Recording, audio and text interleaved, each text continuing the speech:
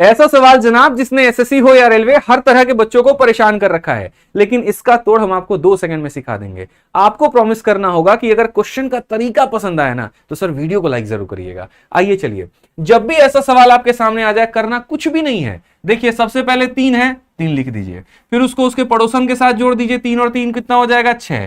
फिर उसके बाद में ये तीनों पड़ोसी जुड़ जाएंगे 3 बार तो हो जाएगा 9।